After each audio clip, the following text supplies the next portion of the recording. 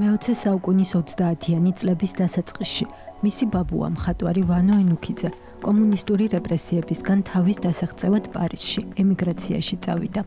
ბაბუა ისე გარდაიცვალა, რომ პირადად ვერასდროს შეხვდა. მათი დამაკავშირებელი მხოლოდ პარიზიდან ჩამოტანილი ერთადერთი ნახატი გახდა. თავისი პირველი პერსონალური გამოფენა, გენეტიკური კავშირი, მხატვარმა გიორგი გორდეზიანმა სწორედ მის ხსოვნას მიუძღვნა. დაგვიანებულიც არის ჩემი პერსონალური გამოფენა, ძირითადად გინდა უცხოეთში, გინდა აქ სუჯგუფურ გამოფენებში ვიღებდი მონაწილეობას. რადგან ესეთი სერიოზული ამბავი გამომივიდა, ამიტომაც ვიფიქრე, რომ მიმეზღვნა ეს ბაბუა ჩემის სახელისთვის. ეს იყო ემიგრირებული მხატვარი იყო, რომელიც იქ პარიზში დაასრულა თავის სიცოცხლე, საკმაოდ ისეთი წარმატებული პარტნიორი იყო ვერა ფაღავასი, როგორც ჩვეულებრივ ცხოვრებაში, ასევე შემოქმედებითი კავშირები ჰქონდათ საერთო. და ნუ ისე დიდი ხნის წინ გარდაიცვალა, მე სკოლაში ვიყავი ალბათ მაშინაც, რომ ერთადერთი ეს პატარა ნახატი, რომელიც ბებიეთში მიიღო წასული, ჩამოიტანა და აი ამ ნახატით რაღაცნაირ კავშირს ხედავდი.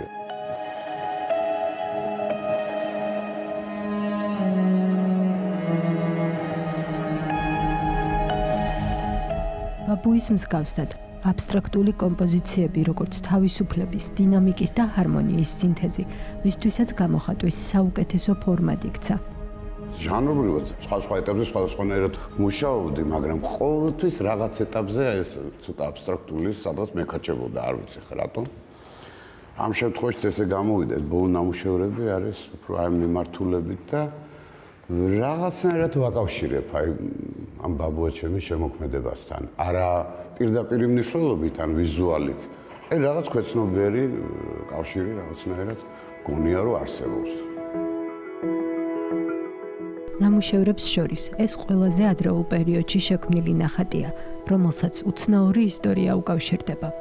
1994 წელს ჯგუფურ გამოფენაში მონაწილეობის მისაღებად ნახატი გალერეაში მიჰქონდა, თუმცა მანქანაზე დამაგრებული ნახატი გადავარდა და დაიკარგა.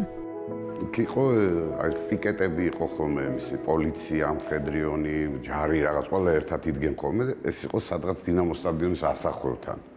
მივიდით ამათთან, ბუნებრივ ვისთან მივიდოდი, აქ გადმოფრინდა იმიდან ნახატი მანქანაზე დამაგრებული არ იყო, კარგად ამათ უხსნით რა. ეს პოლიციელები მეუბნებოდნენ, ვისი ნახატი იყო? მე ვთქვი, ჩემი ნახატი. რა დახატეო ამისთანო? არაფერი ისეთი ამისთან არ მატარებელი დავხატებთ. მე თავიდან დახატეო რა, დიდი ამბავი. მე ვთქვი, როგორ არ დაგინახიათ ამ ხელ ნახატი და მე ერთ-ერთმა ვიღაცამ მითქვა, რომ შეიძლება ის იყო რაღაც პლაკატივითო გარედან ესე მიქონდათო რაღაც მანქანიდან და აუხვიეს დინამოსკენო. ნუ всё რა დაიკარგა.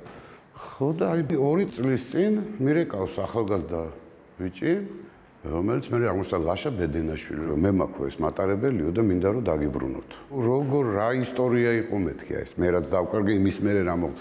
მოკლედ მე ეს ნახატი ჩემ ოთახში ეკიდა სულო, რაც მე დავიბადეო და ეს უფრო დიდია ვიდრე ეს ბიჭი. მამა ჩემიო გარდაიცვალაო ეხლა და დამიბარაო რომ პატრონს დაუბრუნეო.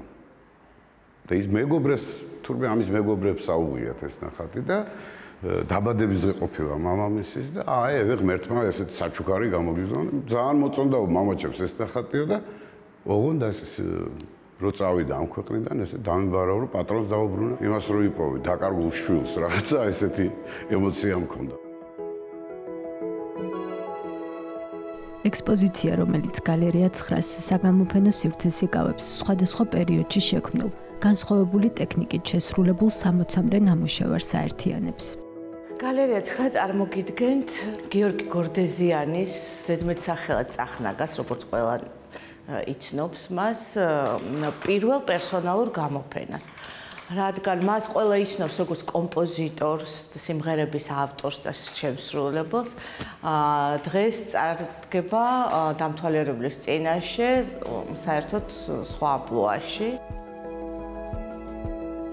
გამოფენა სახელწოდებით გენეტიკური კავშირი, სადაც დამთვალიერებელი ცნობილი სიმღერების ავტორს სხვა კუთხითაც გაიცნობს. გალერეა 9-ს საგამოფენო სივრცეში 17 თებერვლამდე გაგრძელდება.